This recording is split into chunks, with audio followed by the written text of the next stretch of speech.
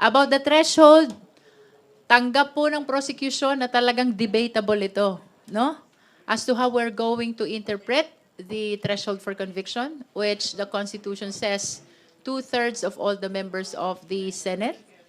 Merong arguments for 16.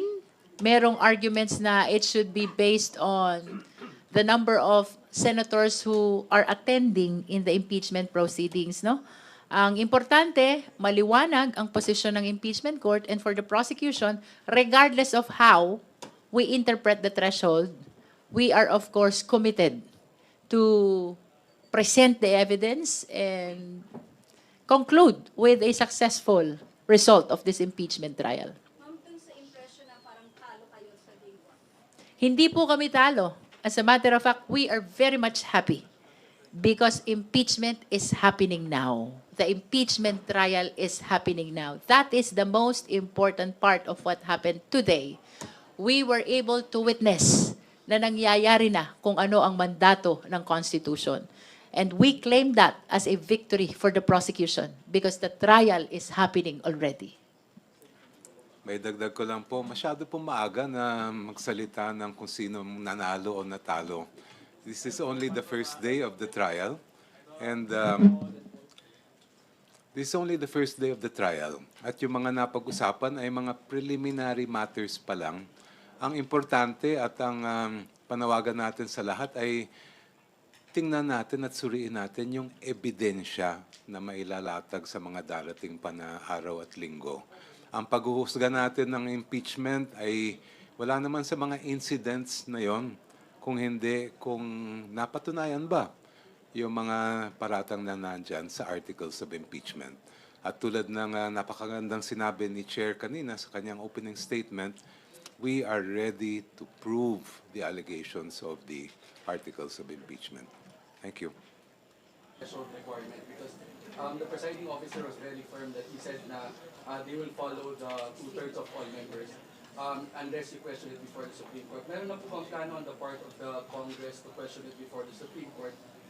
And at what stage of the proceeding will this happen, if ever? Wala pa pong napag-usapan ng House.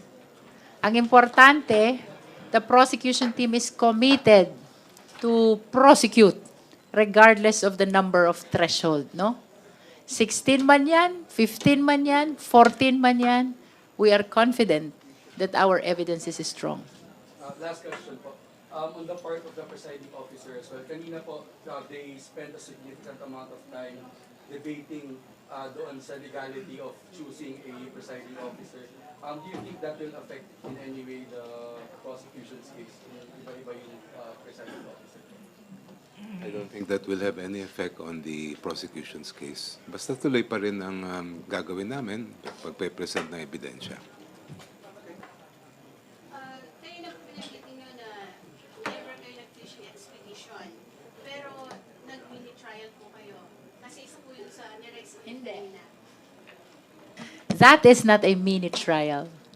I have repeatedly said that. That is merely a clarificatory hearing pursuant to Section 7 of the Rules of Impeachment and pursuant to Article 11 of the Constitution.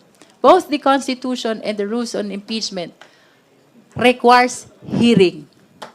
And to be specific, that is a clarificatory hearing for the purpose of determining probable cause and never to conduct a trial to substitute what is happening now in the Senate.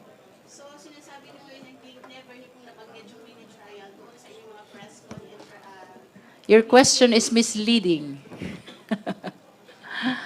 I understand na ginamit yan ng mga prosecution before that issue was raised, but the only intention is to make the public understand about the difference between the proceeding in the Senate, which is the trial, and the proceeding in the House, which is a clarificatory hearing. It was raised to go against the proceeding that happened in the House, and I wish to state for the record, we never conducted a trial. Whether it is a trial or a mini trial, that is not the case. What happened in the House is simply a clarificatory hearing for the purpose of determining probable cause pursuant to Section 7 of the House Rules on Impeachment. Maybe we can accept one last question kung meron pa. Habol na lang po. Sa tingin niyo po ba concerning po yung proposal na isali po sina Senator Marcoleta at Senator Estrada sa process po ng impeachment? Nasa sa Senate yan bilang impeachment court. And it's really up to them. Pero do you think this will delay the process? Wala kami nakikitang dahilan kung bakit hindi tuloy-tuloy na yung paglilitis ng kaso.